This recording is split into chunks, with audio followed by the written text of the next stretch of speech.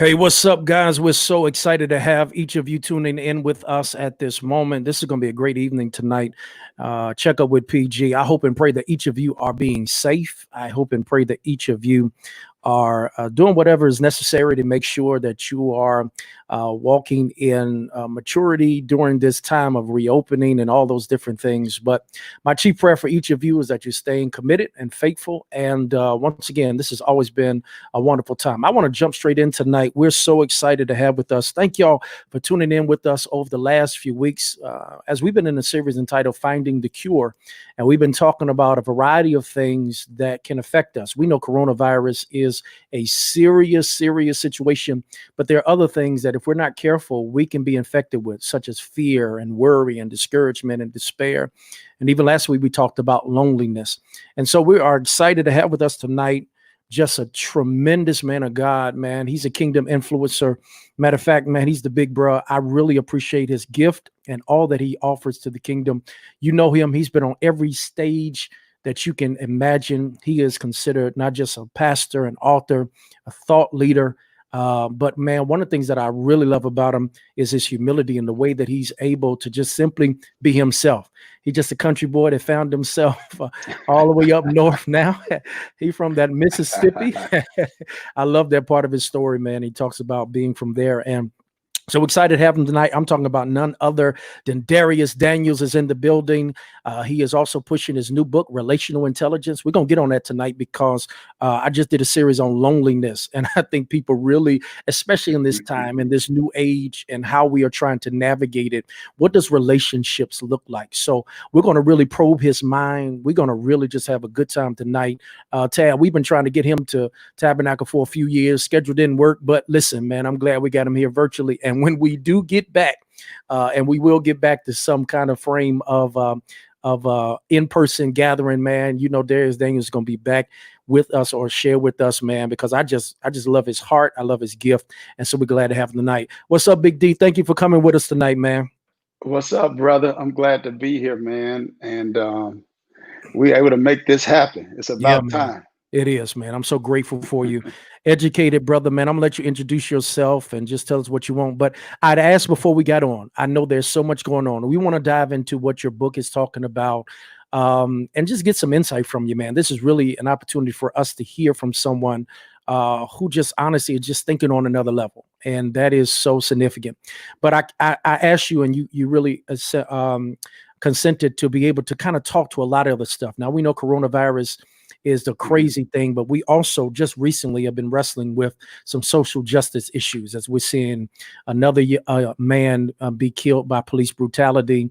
We also have the issue that happened in New York, which is close to you as you're pastoring a wonderful church, Change Church there in New Jersey, and the weaponization of police and just other things. Even here in Georgia, man, Ahmaud Arbery just a few months ago, while he was jogging, was gunned down. And I did ask you consent, and I really appreciate that. What are your thoughts with all that's going on? Like, what are you feeling in the midst of all that? How are you thinking through this? So a few things. So one, I feel like our community, and by that I mean not exclusively, but primarily, because other people are grieving, but not exclusively, primarily the African-American community is going through communal grief. This is communally traumatizing. I think that is the appropriate word to describe what's happening. And I want to encourage people who are part of the African-American community to make sure 100% that you go through these stages of grief.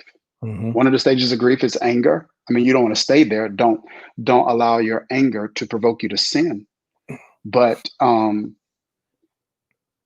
this injustice, the response to injustice is going to be anger to a degree. So I just want to encourage our community to feel what you're feeling, to heal. And I want to encourage our broader human family, people of every hue, to understand. I want to remind them of the biblical admonition to walk in empathy, to weep with those who weep, right? So this is when a person has experienced something traumatic, is not the time to lecture them about what they should be feeling. Right. It's to enter into their emotional space and to be with them, even if you don't understand them. Mm. And so I feel like, empathy is really important from the broader community, but also, according to Luke 10, the parable of the Good Samaritan, advocacy. Mm. Biblical love goes past empathy. Mm-hmm. It goes to advocacy. And that's what the Good Samaritan did. He didn't just walk by someone who had been handled unjustly and say, that's bad, that's sad, poor him. Mm-hmm. He used his privilege and his possessions to advocate for this man in a way that would make life more equitable and just for him. And so I feel like those are things. Grieve, but we need empathy from the broader human community, and we need advocacy. Absolutely. And I think you hit on something that I was going to push, because I think you have a unique platform. I've always admired the way that you can navigate multiple spaces. Mm-hmm. I've seen you on a purely African American platform and do extremely well. I've seen you on the other extreme, and you've been able to navigate those worlds with great dexterity. And one that I've admired from afar, like, man, I like that blueprint. I like how Darius is always, no matter where he is, he knows where he is, but he's still comfortable where he is. And we just talked a little bit earlier that even that other space that you're going to, and as a Black man, as a thought leader, as a Christian pastor, with all this stuff going on, and I know you talked about it in the broader sense with the broader humanity. How does that make you feel? Like, what do you feel is something as we're trying to navigate it? I've been having white pastors call me and what can we do? And I will be honest with you, I have no answers, because I feel like sometimes I don't know. Like, I really wrestle with that, because my humanity in this is still not having any answers. So I'm going to push that a little bit more, if that's okay. You know what I'm saying? Like, how do you feel like in that space? Because we are the people that go into these spaces where we are the gifted Black preachers, right? Thought leaders. And in the midst of all that's going on through society, I mean, what would you say with that? How would that space be So for you? one in terms of the way I'm feeling now emotionally is I'm much more encouraged now than I've ever been. Okay. And that is because I feel like not just that the broader Christian community is posting more, I feel like they're getting clearer on a reality that has always existed for us that they were not clear on. And so I'm encouraged by that. In terms of kind of my own narrative and navigating these spaces. So I've been having backroom conversations about things like this for years. Yeah. And there's a part of me that wishes it didn't take death for certain light bulbs to go off. Yes. Because I feel like if leaders get this the way it needs to be gotten by them, then we can be way more proactive and not just reactive, right? Yes. It's like, how many more people have to die before we see, hey, this is not, we can walk and chew gum at the same time.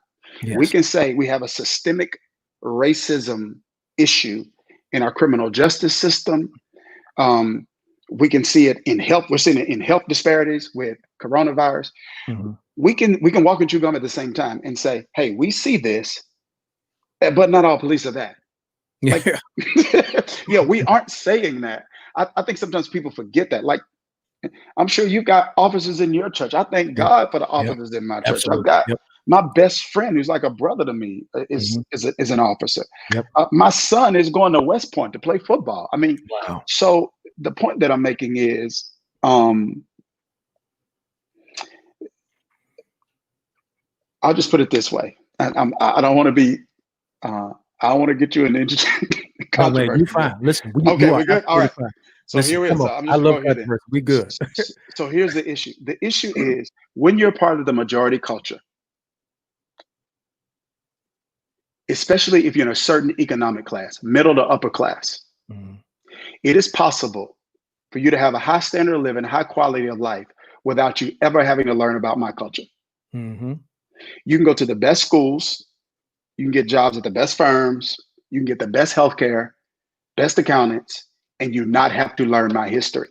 Mm. It's possible to do that. It's possible to have a PhD and not know what Jim Crow means. Yeah. Right? It is not possible for me to have a high standard of living, high quality of life without understanding the dominant culture. Absolutely. Make sense? Absolutely. So I think because there isn't a necessity to, that kind of impacts to some degree why there hadn't been a lot of motivation to. Mm. It's like, oh, you kind of don't really need to win. To win. That's it. Yeah, yeah, you winning, you winning, not knowing what's going on over here. And so I feel like when I say I'm greatly encouraged, it's because you've got people leaning in, and some are posting and reaching out to me Mm-hmm. in a major way. And I feel like that's progress. And I'm gonna take that. Okay. Yeah. I sense that. I posted this today because I did have some people call me and some prominent white pastors that I'm cool with. And they were like, Pat, PG, we got to really work towards racial reconciliation. And I say, I hear you, but there are steps that we're skipping. There cannot be reconciliation and restoration without recognition and repentance. Mm-hmm. At some point, 100%. that there has to be an acknowledgement of this. Like, I hate whenever a situation like this happens, and here's the reality. It won't be the last, right? So I hate when the conversation comes, we rush to this notion of kumbaya, let's all come together. And I'm all for us gathering. I understand the eschatological whole hope that we all hold, that when we get there, we won't have these issues and we all together. But that's not our existential truth. So what I'm saying is there has to be a moment of recognition. Hey, it's a problem. Regardless of if it's your experience or not, it's a problem.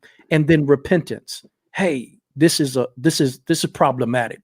And we have to take ownership as a collective group of people to say this is not right. And I agree with you in the duality.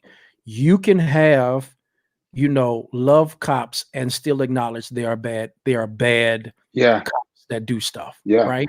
Or that there's a systemic problem with issue. it, right? Yeah, it's like it's systemic, that some cops are great people, but as a whole, the training that they're getting is deficient in removing implicit and unconscious bias. Absolutely. Yeah, it's not thorough enough. It's not working. That needs to be revisited. Yep. Yeah. Well, that's it, man. Listen, we could be on that all day long, man. And I don't want to drag that down, because the other question I was going to push is like, man, in these spaces, sometimes as a Black leader that really has relationships on both sides, I sometimes feel that tension of like, hey, how can I advocate for my people, but also, so that's the tension that I think we all wrestle with, especially in this space.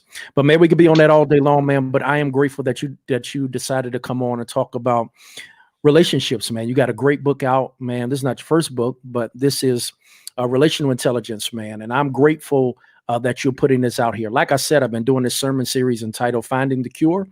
And how are we navigating? How was coronavirus in your mind? I want you to kind of talk about your book. We're going to put it up so people can get it and connect with that. But, when you wrote this before coronavirus. So how would you see it? Yeah. So how did you see, how was your mindset then? And what was the aim of really trying to push this content through? Why did you see the necessity that people would need to know this about having, we've heard about emotional intelligence. We've heard about that aspect, but you really pinpoint on relational intelligence. And now also, after you give us kind of that background of your mindset, I also want you to kind of talk about, man, since Corona, are there some addendums you would add? Is there some things like footnotes in this space of trying to do it? So I dealt with loneliness on Sunday, and I had so many people have hit me up, D, and they were like, yo, PG, man, you blessed me, because, man, my issue, man, I've been feeling that way. I got people at the house, but I still feel by myself. I got You know, I'm in this space where it's hard to connect in social distancing. I didn't know what was all going on. So if you can, man, I threw a lot at you, man. Just give us your mindset. Talk to us about what it was about that birthed this relational Sure. intelligence content, and then we'll kind of flow Yeah. from there. Yep. So, all right. I hope y'all ready because this answer is not going to be deep.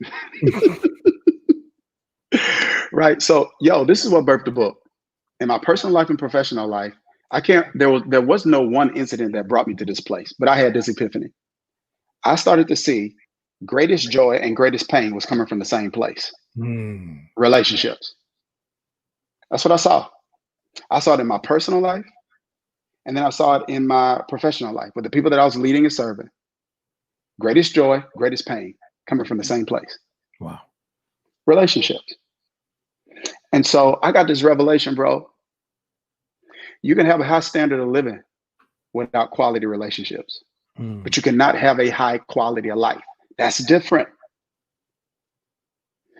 And one of the things that I realized and recognized is that there was no area of a person's life that was not directly or indirectly impacted by their relationships, their spiritual formation, their financial well-being, their job, professional life, their health. There was no area of a person's life that was not impacted by their relationships. So I said to myself, I can't get life right if I'm getting relationships wrong. So for me, I'm going to the Bible. And the reason I'm going to the Bible is not because I'm religious. I'm not a Christian because my parents are Christians. I'm a Christian because it's a superior worldview. It's the only way of living life that makes sense to me. And and I would be a learner from Jesus if I wasn't a follower of Jesus. He's the most successful man that ever lived. Why would I learn from him? And so one of the things that I like to say I went to the Bible first, PG. Yeah. But I went to Amazon first. I got it.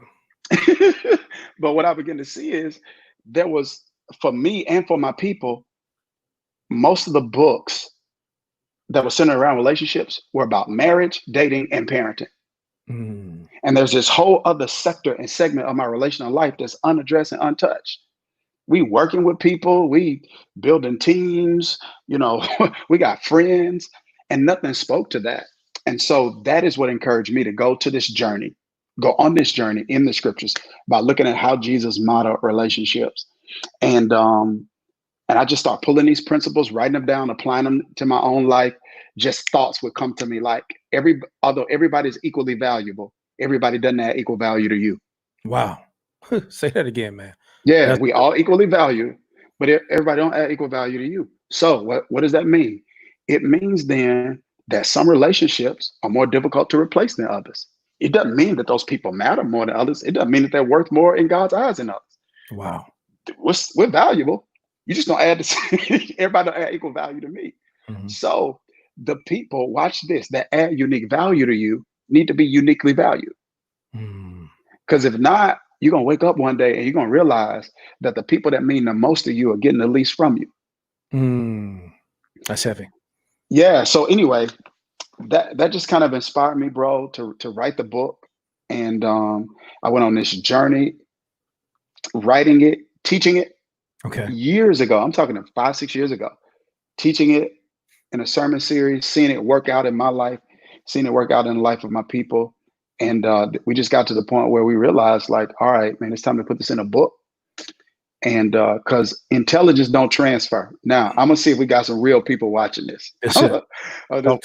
This PG. So this a no cap community right here. No cap allowed here. All right. So here it is, bro. Intelligence doesn't transfer areas. So I can be financially intelligent and not relationally intelligent. Wow, that's true. And everybody that's watching this, feeling this, should be saying amen or dropping an emoji or something right there. Because if you've ever even dated somebody and then you look back, you move to a future season, you look back, you're like, yo, what was I? What I see? What I see in that person, right? So I just feel like I wanted to create a resource that would kind of help people navigate that relational space, and relational intelligence came out of that. Now, what would I add based on Corona?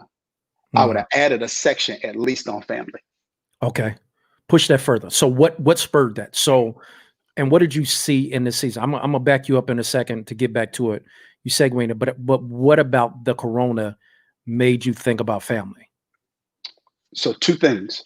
So one, the corona forced a degree of intimacy that I saw certain people weren't comfortable with.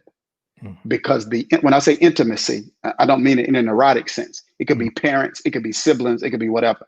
But corona forced us to be together, families to be together in a way, confined and constricted to the space of their home, apartment, or wherever they live, in a way that they probably never been confined their entire life. So that intimacy created some exposure. And most people didn't know what to do with what they saw. Wow. Right? Because just because you live with somebody, that don't mean you really know them the way you think you know them. So now you start seeing things. So parents start seeing things about their kids. They're like, I need to lean in a little bit more right there.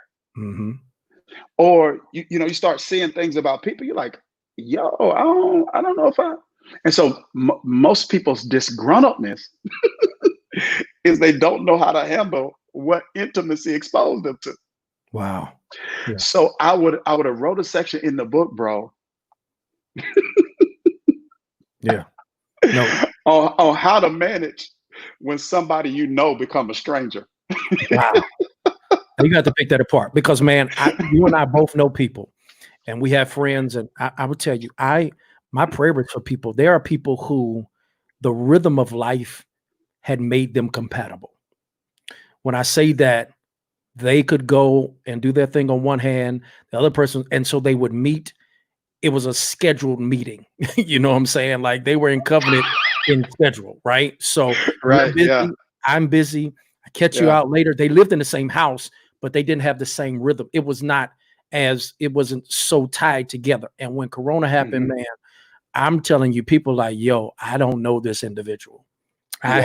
I knew them in the few hours that we shared in common space, but now I must admit to you, this is a challenge. There are parents who hit me up like, PG, listen, I thought it was the schools. I thought it was the teachers that were blaming my kids and saying my kids were doing this. He said, man, when this coronavirus thing happened, I realized, no, it's my kid. I thought that I knew them and I don't know them. I mean, how are you navigating through that? I mean, when people come to you with that, how are you navigating that kind of scenario? And what do you say to those who are still in it? Because even though we're still trying to reopen, everything's not still reopened. Yeah, sure. There's still this fear factor that's saying, I need to stay in. I can't travel. I can't do this. Everything has moved virtual. Our homes have become our offices. It's become everything for us. So how would you navigate for those who are wrestling with that? Well, twofold, right? So like the whole point I'm going to bring the book back in here not because I'm trying to bring the book in, but because I feel like it answers your question. Push it. The issue here, so with the book, one of the things that I say is this. There are people who may have a place in your life, right? But everybody doesn't have the same place. So it's your relational intelligence is the ability to define and align your relationships. And when I say align, I mean, so everybody have a place, but everybody don't have the same place. And it's your job to put people in the place in your life where they're supposed to be, right? Not where they want to be. Watch this, or not where their title makes you think they should be. So this is what I mean by that. Alignment is all about your investment and your expectations. So when I say put people in their place, I'm not treating people like canned soup, put them on the shelf. But I'm saying the scriptures teach you to guard your heart, to steward it well. So it means putting people in their place means being intentional about how much am I going to invest emotionally based off the fruit that I've seen in this person's life that shows me that they're safe for this kind of investment. I don't care what the title is, right? And then what can I realistically expect from this person? Because see, a lot of frustration comes when you don't get something from somebody that you expected. See, some people don't frustrate you because you don't expect it from them. You know what I mean? It's like, it's some people, when you're in certain situations, you know who not to call. I'm not gonna call them because I know they don't have an answer or whatever. So the point that I'm making is, I feel like it's not okay. I'm gonna disown my child. I'm gonna disown my sibling. I'm gonna walk away from my spouse. It's based on the fruit that I've seen, and based on the way this person's revealed themselves to me. Are my expectations of them realistic? Am I expecting an apple tree to give me some oranges, right? So do I need to adjust my expectations based off of what I've seen from them? And then the question is now, how much of me can I invest emotionally, right? How do you discern that? Before you push that, how do you discern my expectation level? How do I discern? Good question. So let's say let's take and I know we're not talking about these kind of relationships, but let's take like a marriage, for example, though, right? So I don't talk about marriage in the book, but there's a section in the book. It's the first category is friends. And so what Jesus says, greater love is no man than this to lay down his life for a friend. So your associates get your gift, your friends get you. There are people that get my gift that don't even know me, but your friends get you, and they get you because they say. So I pull out 5 biblical characteristics of a friend. And when a person is a friend, you got the right to expect from them what the Bible says you should be able to get from a friend. So a friendship is the only foundation that makes keeping marital vows realistic. Only friends can do better or worse. I don't care how much erotic love you got, right? How intimate you are. Ain't that much intimacy in the world. Yeah. Only friends can keep vows. Better or worse, rich or poor, that's friend stuff. That's friend love. That's ride or die. That's different. And so I feel like if a person is in that category, if you put somebody in that category, you got the right to expect them to meet that 5 criteria that I talk about in the book. And so, but sometimes a person can, sometimes a person kind of reveals they don't have the capability to be that. Like you're expecting somebody to be something they hadn't grown to. You thought they were, but they weren't. Now, when that happens, it doesn't mean you got to abandon the relationship, but it does mean until they mature, you got to abandon that expectation. Wow. And I'm not saying lower your standard. Your standard is your standard, but you need to be realistic about what it's going to take for them to become the kind of person they need to become to actually reach it. Man, all right, let me push this. No, you on it. So is that something you articulate to someone you consider friend, right? Do I articulate, I've lessened my expectation? Or is it that just because most of us struggle with that thing when people disappoint us or when we expect something and they can't manage it? It's not that I've lost love. It's just, you know what? I realized I was expecting too much and it's cool. How then do you articulate that? Or do you? Because most of us don't, because that leads to a moment of confrontation. And most of us, will be honest, especially when it comes to relationships on any level, do not like confrontation. I do not like confrontation. In my personal life, listen, I do it professionally all the time. I know how to confront. I know how to problem solve.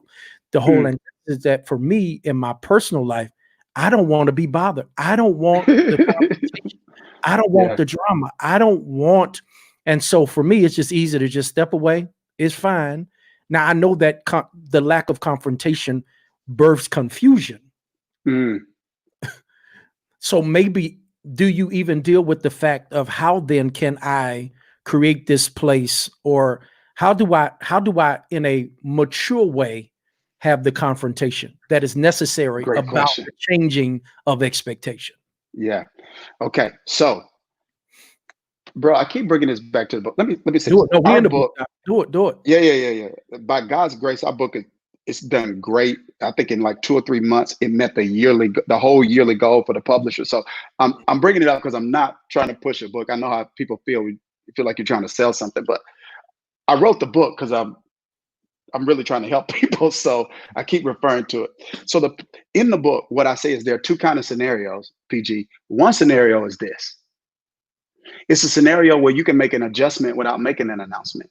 Wow. When I'm changing my expectation, I don't need to make an announcement to you because that announcement is going to come off insulting.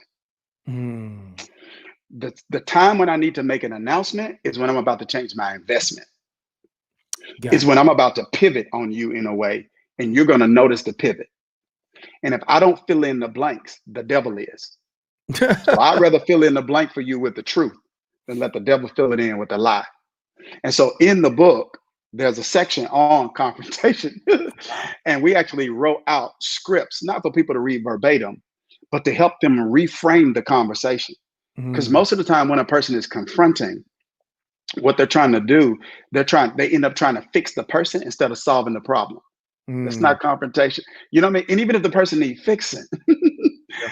the goal is, nah, I'm trying to solve this problem, not fix the person. So what we encourage people to do is when you're making an adjustment, even if the person is causing it, you make the adjustment because of what you want for your life, Wow. not because of what they doing to it. It's like, you know what? I'm just kind of in a season right now where I feel like blah, blah, blah, blah, blah, blah, blah. So for me, and for me to be better in this area, I need to do this. Mm, Now, hopefully that opens a person up, makes them probe and ask questions. And if there's an area where you can speak into their life that's going to help them be better, then you're able to do that. But I feel like when you're changing your expectations, just make the adjustments without the announcement. They don't have to know I don't expect the same thing from you. I do that all the time. wow. Wow. I love that point. And let me push this because I think what you're on is deep.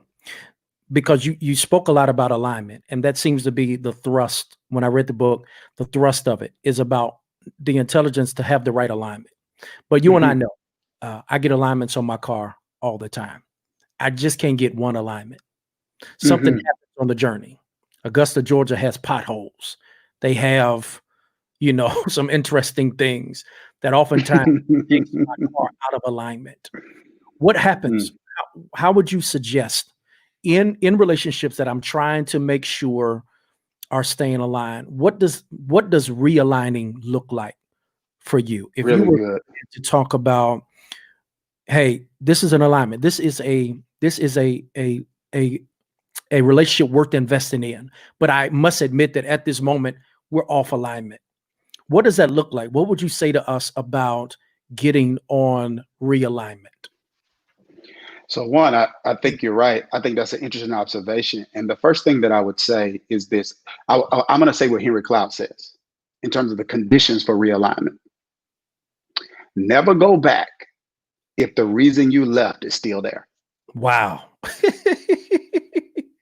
Man, you dropping some stuff tonight, So man. that's going to be the first thing, right? Never go back. uh, yeah, if the reason you left is still there, don't go back. So Wow. I feel like, and this is the heart of the book, right? It's this idea of fruit inspection. When Mm, Jesus talks about knowing the tree by the fruit that it bears. So I'm not knowing the tree to judge the tree. That's not judgment. I'm knowing the tree not to judge it. I'm knowing the tree to place it. So I know mm, where to place it in my life.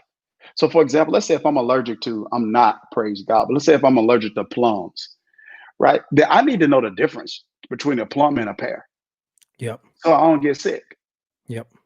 And when people don't exercise in fruit inspection, Mm, you confuse pears with plums yep. and you get sick. It's like, I don't want to judge, bro. You're not judging. You fruit inspection. You're not saying good tree, bad tree. You're saying plum tree, pear tree, and plums make me sick.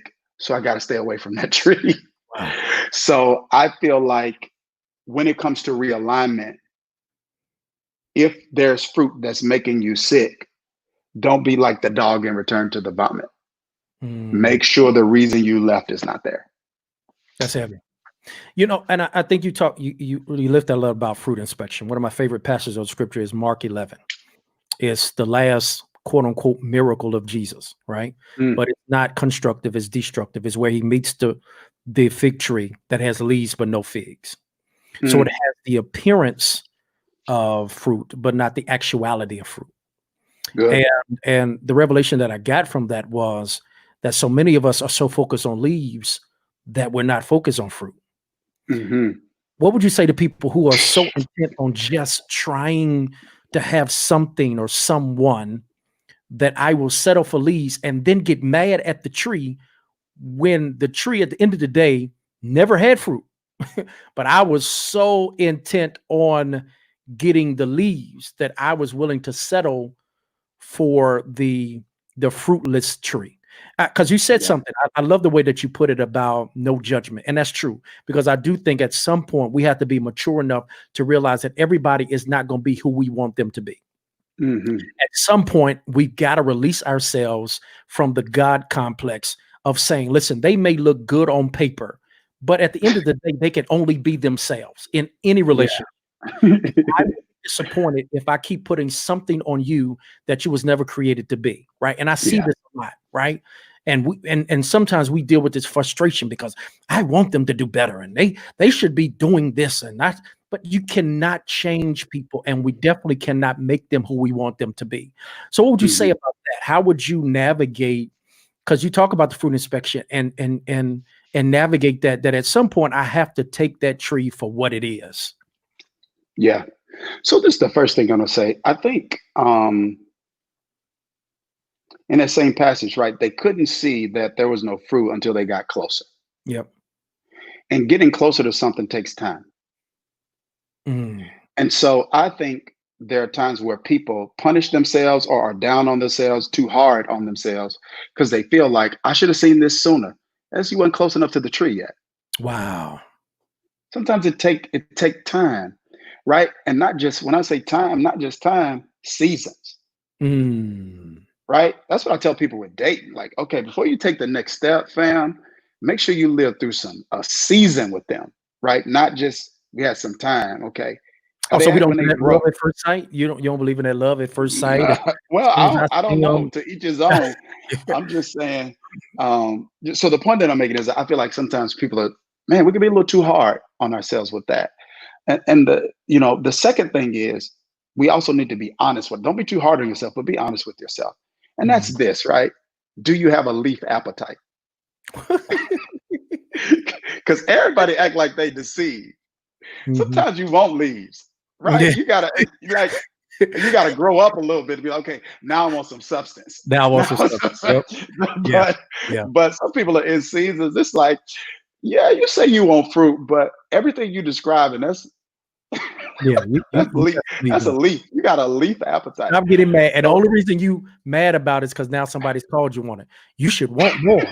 You wanted to leave. Now all of a sudden, because somebody else has influenced you, man. Listen, we going there all listen. Right? It's just like, what, these leaves not filling me up. I thought it was full. Like they fine, but we can't talk about nothing. It's like, just you fine, just don't talk. Don't say nothing. So I think that's part of it too.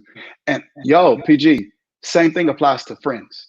Yeah. Help me with that one. Now push that. We talk about this in the book. This is what's important, right? I'll say this specifically for leaders, business leaders and spiritual leaders have to lean in here. Because I believe, so I talk about friends, associates, assignments, advisors. Those are the 4 categories in the book. The friendship circle and the advisor, mentor, coach circle are the most important ones. If someone says you can only pick one, I'm gonna pick the friend over the mentor. I'm gonna tell you why. Because you're gonna be more honest with a friend than you are with a mentor. Yep, that's true. It's 100%.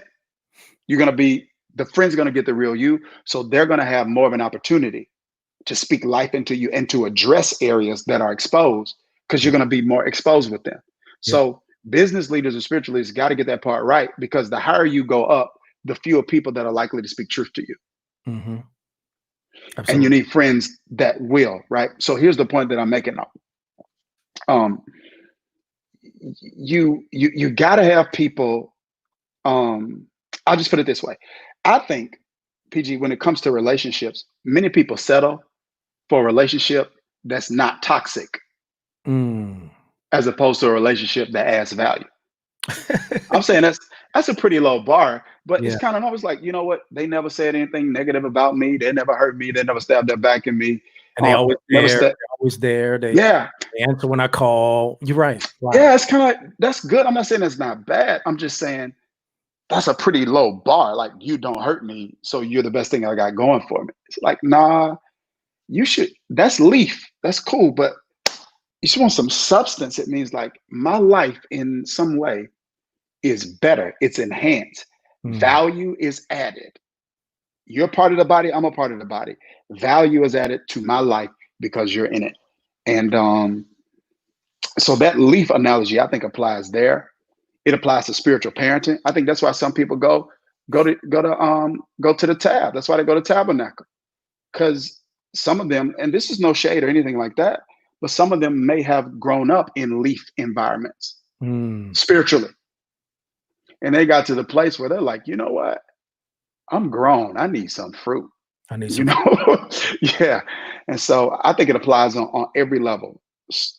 Whether you're dating or if it's friendships or advisors, mentors, you name it. That's relational intelligence to me. Let me push this, because you raised that again. Is there a number of how many friends I need to have?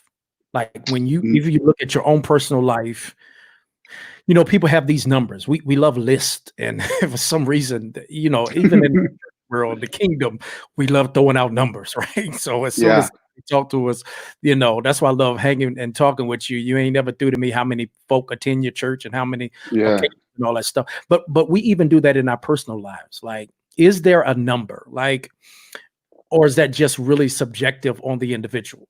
I got one, some people, as long as I got one good friend, right? Is one enough? Is 10 too many? What you would say with that? What are you thinking through? Okay. So I think it's two extremes, bro. One is the people that are calling more people friends than they actually have. They just don't know it. Yeah. And I got a bunch of friends. It's like, you really don't. You think you do, but that's okay. And then the person who has been so traumatized by betrayal or mistrust, or they're hyper independent, that they don't recognize that the first thing God gave Adam after he gave him work was a relationship. So him saying it's not good for man to be alone is not necessarily saying every man needs a wife. It was saying humanity needed the female gender, and it was saying that Adam needed relationship with somebody else besides God. He's in the Garden of Eden with God, and God said he alone. Yeah. Right? Because there's someone who looks like him who's going to give him what animals can't give him and what I refuse to give him. So I feel like there is no set number, but be aware of the two extremes. One, where I'm giving everybody that label that don't necessarily meet the criteria for it. And then two, where I'm so hyper independent and hard-hearted and stoic and don't know, traumatized and maybe even bitter, that I'm not open to relationships that God wants to send to me. Wow. That's actually going to add value to my life. Wow. You push something. I'm going to put you on the spot. Because I looked at that text. I did a podcast last week about it, and about how God created out of the rib and the importance of the rib for the man. And I can make that in every relationship. Why the rib was important. It gives structure. It protects. It helps them to breathe. Here's something. Maybe you can answer this for me. Why did woman not get the name till after the fall? You're a high thinker, so I know this is to catch you on. Why didn't the name Eve come into realization to after the fall? You ever thought about that? I've never thought about that. And I would have to look up etymologically what Eve means. I know the description. I know that prior to the fall, she gets a description. So it's the female version of what's used to describe Adam. So it's Ish for Adam and then Isha for Eve. So I mean, we could we can go down a whole different path with that in terms of the name should come after the identity. Yeah. You know what I mean? Right. So I need to become it, then call me that. Don't call me that and then expect me to become it. You see what I'm saying? So I knew you would see something different than that, but that you articulated.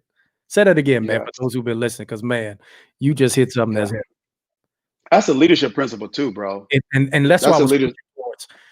Let me become it before you name it. Don't name it, Yeah. then Yeah, hope I become absolutely. it. Then hope I Absolutely. become it. Because we'll Yeah. do that. And the reason I was pushing Yeah. that, and I mean, you articulated, that was on my heart to think through that. Because I agree, in every relationship, we do it. I've done it even in hiring staff Yeah. because one of the worst things in a relationship, in my opinion, is potential. Mm.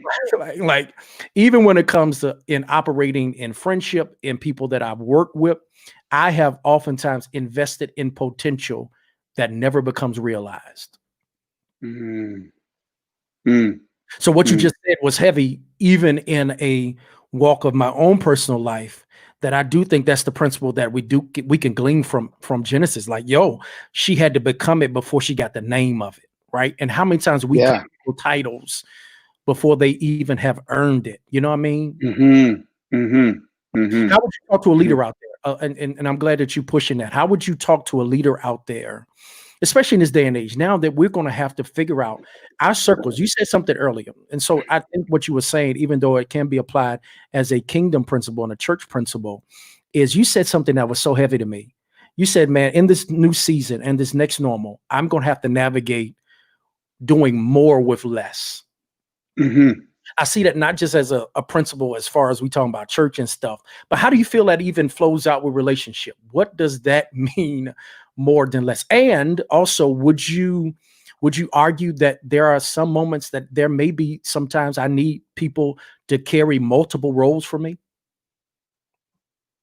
So to answer the last question, yes, there are some people who have the grace to carry multiple roles, Mm, and the grace to be in different categories. Right? Someone can be a friend and an associate at the same time. When I say associate, they're like team builders. Right? So mm. friends you do life with, associates you can build with. Wow. And that's important because you don't go as far as your dream. This is life and leadership. You don't go as far as your dream, you go as far as your team. Mm, 100%. Um, so yes, people can carry multiple roles. And yes, I think there are seasons where God will orchestrate that you have to do more with less. And I'm gonna tell you why. Sometimes less in terms of relationships, let's say less in terms of the amount of relationships you got, um, or less in terms of what you're getting from and giving to relationships. Sometimes God orchestrates that, I believe, to expose a codependency wow. that you develop that you're unaware of. So when crisis happen, who you call first, Mm, God or them? Now, it doesn't mean they don't get the call. And I'm not making a judgment on that, saying that that's right or wrong. I'm saying that sometimes that codependency can exist. And mm, God will orchestrate sometimes people being absent to push you to him for something that mm, you wouldn't go to him first. And then once you get what he's able to give you, when you go to him first, one of the things one of the things that it ultimately does is it reinforces and reaffirms who he is and the place he's supposed to occupy in your life. mm, And it removes the bitterness you had for somebody that you wanted to be there, but God yanked away because you were so busy running to them. mm. You are not appropriately running to him. Wow. Wow. D, I'm gonna let you go in a second. I got a couple thoughts, and then I want you to kind of wrap us up, man. I really appreciate you sacrificing your time. We do not take this lightly, man, and your gift For is just, sure. I'm glad. and the I'm glad gift of we could your be time there. is even better. Um, Two things that I would ask. Number one, you keep using the motif and metaphor of fruit. Um, One thing that I struggled with going to the grocery store, man, until all this stuff happened, is that I was very hesitant in buying fruit because of my schedule. That there will be many times that I would leave fruit in the fridge too long, and I would get so caught up in my schedule that by the time I came home and I wanted what I had bought, the fruit had spoiled. What do you do with spoiled fruit? That's one question. The second Mhm. one I would ask is then what else do you do with the loss of a relationship? And just to get your thoughts on this, I was talking to some pastors early this morning, had another call. And one of the things, and when I talk about loss, I'm not just talking about because of conflict, but one of the things that we're going to have to really wrestle with through this is the grief. You talked about earlier, the stages of grief that we roll with, but loss, the losing of someone. I didn't realize my grandfather died in 2008. And I was bitter being a child who was adopted. I didn't realize how much I wrestled with abandonment. And there was a part of me that was angry at my grandfather for dying. It took a therapist that said, hey, you haven't reconciled this thing. Like there was something in you that was like, oh, it's gone, it's left. And so if you're on the other side of a relationship and let's say that person, you're the person that someone says, no, it's time for me to change, the investment has to be gone. How do you navigate through that grief? I know those are kind of hopefully not too odd. Sure. Question. No. I think they're related. So in terms of the spoiled fruit question, I want to answer that one first. And because I think there's some grief involved with that too, because you purchased the fruit, right? So you made an investment. Yep. So your currency was money. In relationships, our currency is time and it's emotion. Sometimes it's money too. But the point that I'm making is when it comes to the spoiled fruit, what you do with it is based on, if we're using fruit as an analogy for people now, not just characteristics of people. So fruit as people, what you do with the fruit depends on what category it's in. Friend, associate, assignment, advisor. Assignment, you don't have the permission to abandon. You got to be released from. Wow. So the question is, if you're assigned to this fruit, this person, the question is whether or not you feel like you are not but an instrument that God wants to use to nurse it back to health. Because part of what we believe as people of faith, Christians specifically, when I say that, that's what I mean. It's this, it's that no one's beyond redemption. That there is no state of spoiledness. Yes. That cannot be salvaged. That everybody is salvageable. So so that's the first question. Is this my assignment? Right? Because then I can't abandon. Then second, if God is not assigning me to, then this is real. And most Christians have a problem with this. But I think we got to get to this place. If God is not assigning me to, then I need to ask myself, do I want to? Do I want to? Like don't even spiritualize it. Do I want to? Do I even want to? Yes. Yeah, do I even want to? Yeah. And so if God's called you to, yes. If you don't want to, no. Like there are times. So I think you might be here. I know I'm in a season in my leadership, right? Where I do not have the time for developmental projects on my team the way that I could when our church was younger. Yep. The organization is too complex. Our life cycle is too long. The responsibility on my shoulders is too great. So I can't have that now.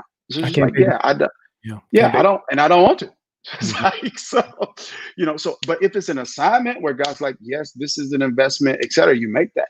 But other than that, so I feel like people have to get to the point where they trust that God wants them to be clearer more than they want to be clear. And that if it's something that he's assigned them to, that he's going to make that known to them. And then if not, and if he gives you the ability to make a decision, then you make the decision and you don't judge yourself for it. So that's one. And when it comes to like the other side of relationships that you mentioned, PG, I just think it's true, man. I just think we need to grieve, but I'm going to say this and I'm done. Proper grief. And proper grief comes from relational grief. I'm not talking about grief with death. It's not what I'm talking about. Grief, the ending of a relationship. Proper grief comes from accurately assessing the real loss. So there's a perceived loss, then there's a real loss. So for example, it's like if somebody says, PG, you know what? I'm not following you no more on Twitter. I'm done. So you can step back and say, okay, were they praying for me? Were they giving to God's house? Were they serving God's house? Or were they supporting me? Wow. It's like, no. Well, you ain't lose nothing. Didn't lose nothing. The perceived loss is, oh my God, I lost. But when you actually calculate what they were adding, it's like you didn't lose anything. Nothing. So my point is grieve, but make sure you're grieving what you really lost, not what you thought you had. Mm. That'll preach right there. I need to Period. write that down. God, preach that. Let me Man, T, thank you for your time, man. Any final comments, man? We're gonna put your book up on the screen because I want people to get it, man. I got to get you just to Gus. I want you to come preach, man. But the way you dropping these relationship nuggets, man, we need to get you to come and talk about that piece right there, man. But any final thoughts, words you have to us, folk who's coming out of quarantine and trying to navigate this next normal, man? What's something that you would say to us that we can just kind of take with us from this conversation and from your expertise in relational intelligence? So one thing I would say is this, and this is just kind of a general thought. Coming out of quarantine, my encouragement is to come out of quarantine the way the Israelites came out of Egypt. Come out with gold. Come out with more value. By that I mean, man, don't suffer for nothing. Like all of this time in the house, like don't suffer for nothing. So be a richer person, and I don't mean that financially, but be a richer person. So I would say that. And then, I just want to shout you out for all that you're doing, man, and your leadership and the way you model what I think is a Jeremiah 3 model of pastoral leadership, the leading and feeding. I give you pastors after your own heart. I feel like we live in an age where the pendulum is swinging and there's a dismissal of the proclamation of God's word. And leadership has become very formulaic. Do this to start campuses, do this to grow people, do this. And people are working more on their outfits than their sermons, and more in meetings than messages. And I think, to each his own, but I just salute the fact that you take both areas real seriously, leading and feeding. Man, Darius, thank you so much, man. Tab, y'all give him some love, man. Y'all check him out, man. How can we reach you on social media? I think we put your social media stuff up. We gonna keep that up, Yes, sir. Follow you, man. How can we follow you and stay connected? Everything is Darius Daniels. It's DHARIUS Daniels. Instagram, Twitter, Facebook. I think MySpace is down, but if MySpace is up, I'm Darius Daniels on MySpace. What about Black Planet, man? You ain't got no Black Planet. I know. Nope. Okay. I was never on Black Planet. You never made it to Black Planet? I never made it to Black Planet. You gotta get to Black Planet. I met my wife when I was like 19, 20. I mean, we didn't get married, but we were in college, so I was straight. Yeah, awesome, man. We appreciate you. We love you, man. I'll be sending you some stuff, man. Thank you so much for taking this time. Hey, guys, thank y'all so much for hanging out with us. Check up with PG, man. This has been rich tonight. Y'all make sure y'all share this. Y'all reach out to our brother. Get this book, man. It's going to bless you. He just hit the tip of the iceberg of a lot of the stuff that he talked about in the book, man. It's really rich, and I'm grateful for it. D, we love you. We're praying for you, man. Whatever's happening, man, we're going to navigate this together. And man, send love to the family, and we're praying for the Change Church, man. Thank you, bro. Appreciate you. All right, I'll holler at you, man. Peace.